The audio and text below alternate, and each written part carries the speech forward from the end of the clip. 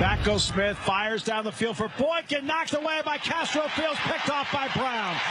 Tariq Castro-Fields deflected it. Brown gets his second interception of the year. One-on-one, downfield, just deflects the football, has great technique on the inside. You can't play it any better than Castro-Fields. It is time for the big interview. Tariq Castro-Fields and company, already 7 forced turnovers on the year, had just 9 all of last season. The huge play there that we saw against Villanova, and the Penn State corner joining us now.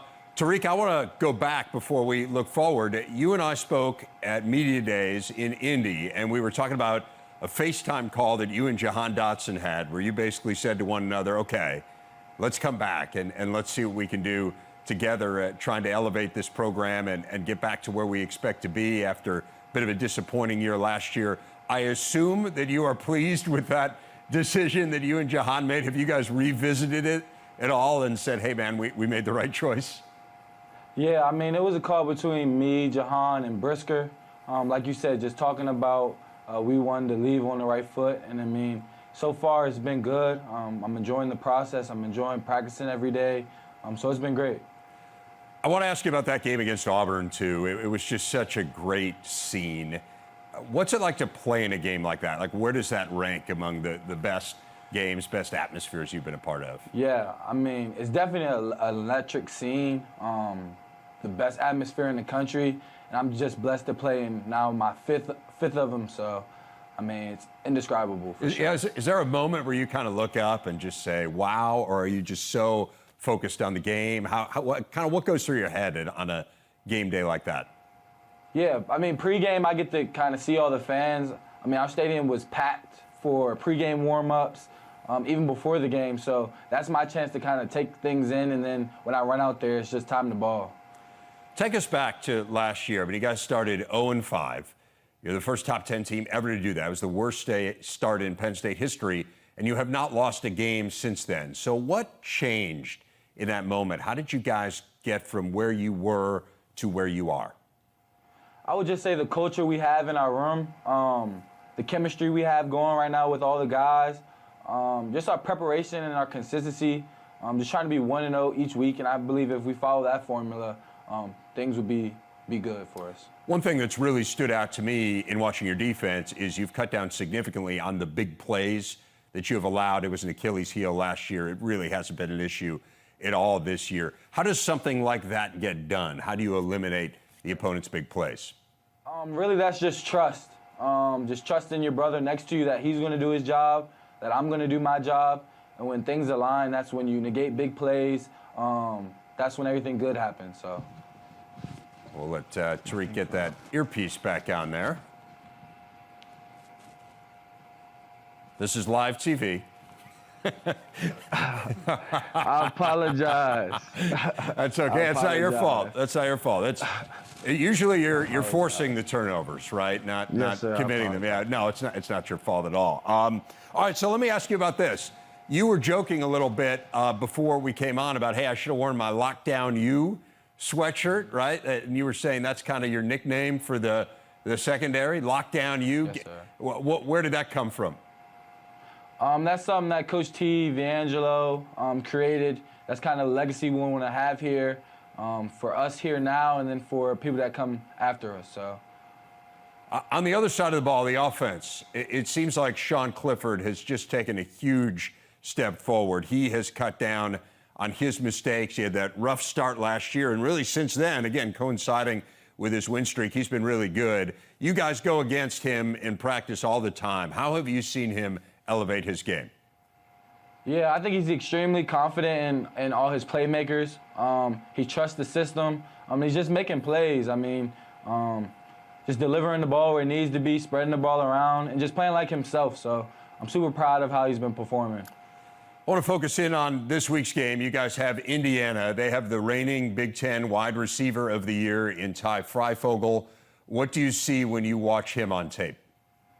Yeah, I think he's a super crafty receiver. He's a veteran. He fits in their system. They move him around a lot, so we have to be aware of where he is.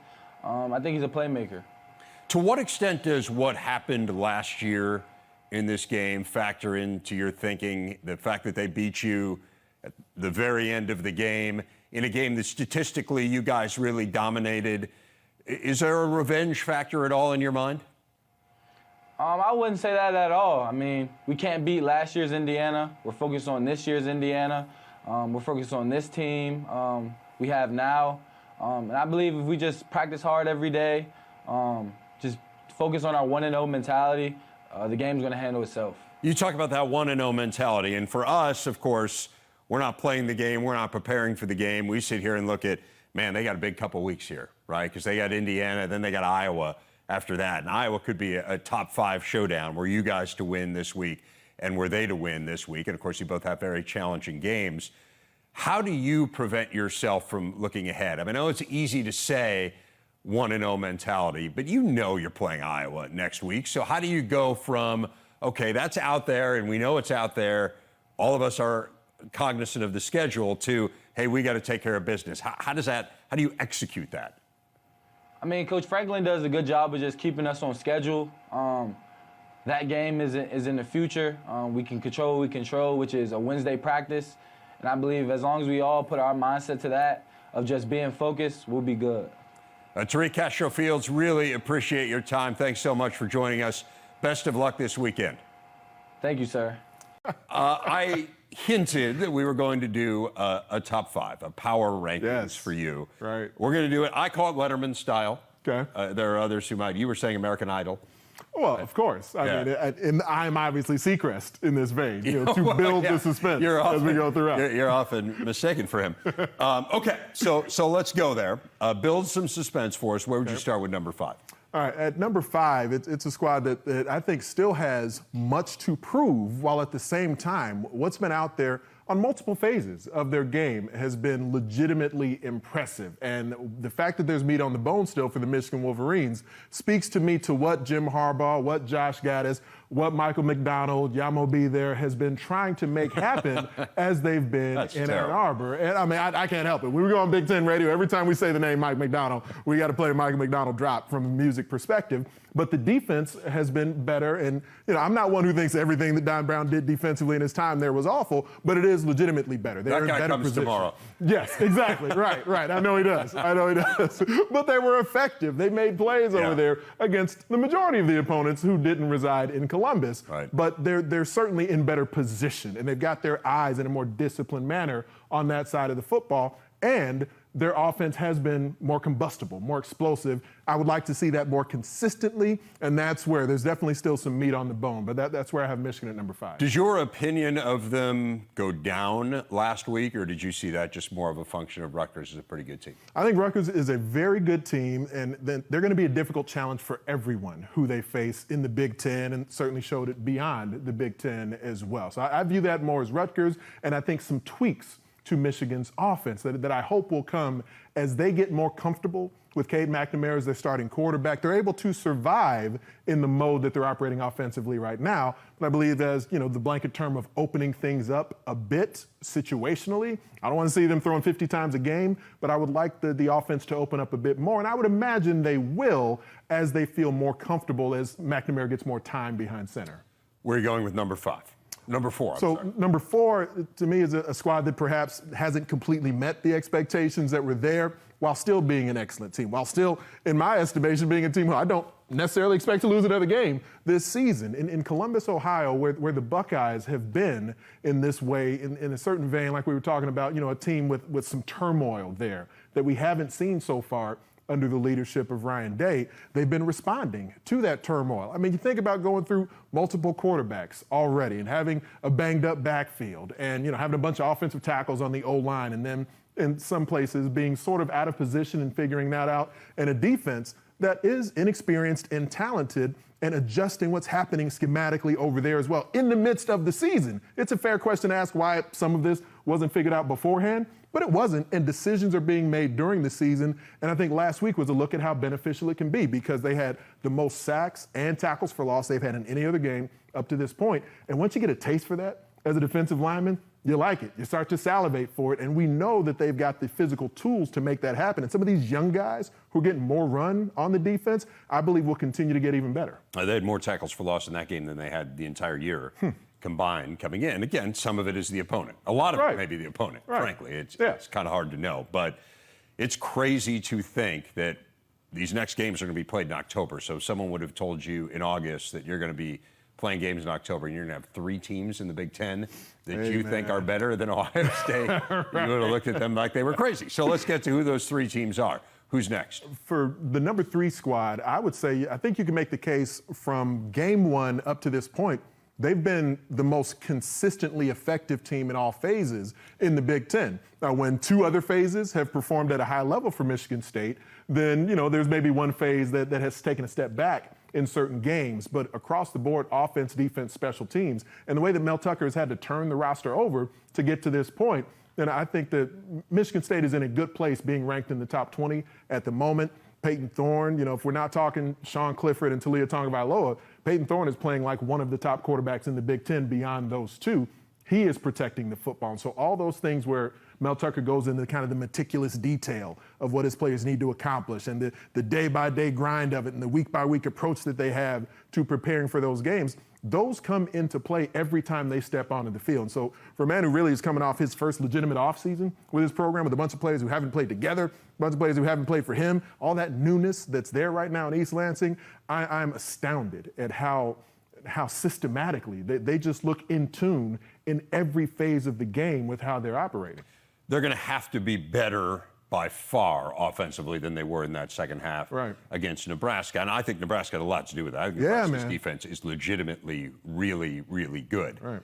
That being said, if you play a poor game and you figure out a way to win, that's a mark of a good team to me. Now, you can't play a bunch of poor games back-to-back, then what you are is a poor team. But they're clearly not. They're clearly a good team, and they figured out a way to win. And Mel Tucker even playing at their best. Mel Tucker even addressed it afterwards specifically to special teams, where there were multiple big returns that Reed had in the game, both kick and punt return, but they had scouted one particular look from Nebraska and a tendency that their punter had, and they played towards that tendency, coached and scouted towards it, and it led to a game-winning touchdown on punt return, man. I mean, there are things that continue to happen there in all phases where you're saying there's games that are being decided by what they're doing, whether it's throwing a 75-yard touchdown bomb, whether it's Kenneth Walker running for a 75-yard touchdown, whether it's the defense sacking the mess out of the opposing quarterback, or if it's special teams doing everything they got to do to turn the tide of the game.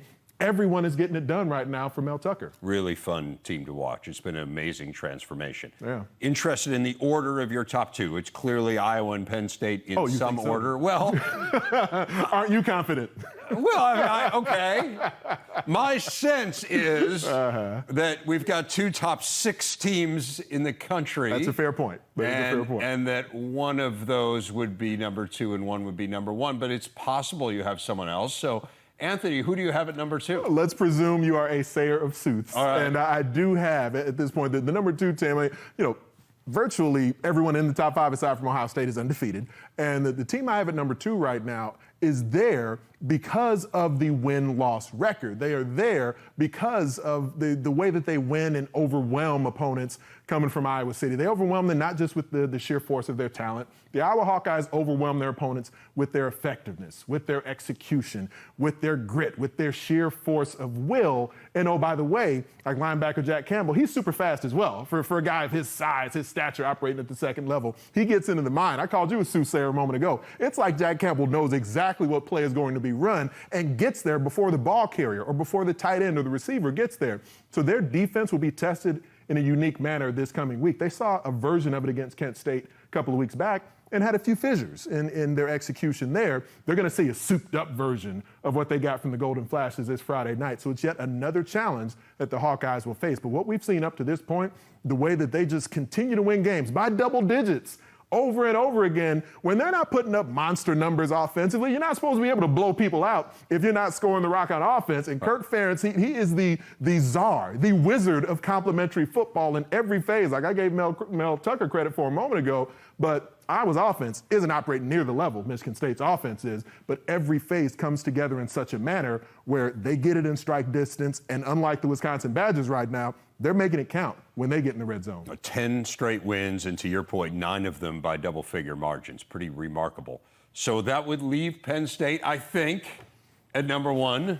A fair assessment. Okay. A fair assessment. All right, so why are they better than Iowa in your mind? I think right now for, Penn State also a spectacular defense, a playmaking defense. Their offense is far more explosive right now than Iowa's. Now, Iowa's run game and Tyler Goodson, he'll rip off a couple of big runs in game, still not consistent with the rushing attack for the Hawkeyes. Neither is Penn State's. But the quarterback position, Sean Clifford, just like Talia Tagovailoa, is continuing to emerge more and more within that Heisman conversation. He is efficient. He's protecting the football. He's got wheels to run around. And now suddenly he looks like one of the purest passers in college football. I was talking about how last season Iowa's offense sort of got better and better throughout the year. We're seeing that right now. We're seeing that in immediate fashion from Penn State. When you compare what they did against Wisconsin week 1 to the way they looked this past week, really the last 2 weeks. Auburn game, Sean Clifford's the best player on the football field. Last week, he looked like one of the best players in college football. His game in particular is ascending. The O-line is protecting him and keeping him comfortable, and the defense is salty as all get out. So Penn State, for right now, I have them at number 1.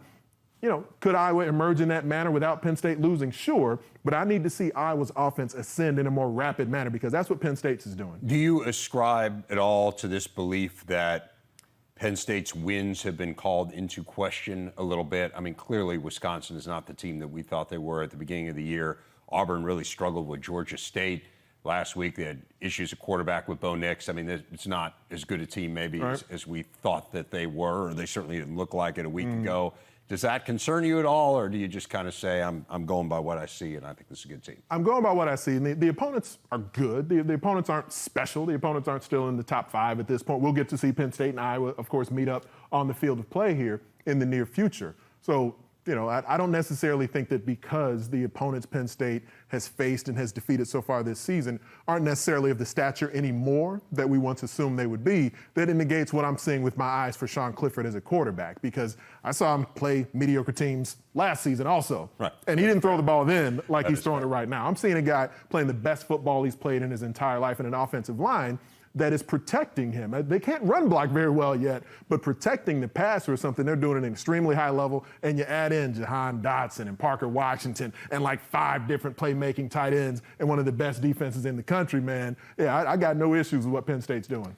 That's the missing link, that run game, but there's a lot of teams with a missing link, not just the Big Ten, but nationally. There are a lot of flawed teams.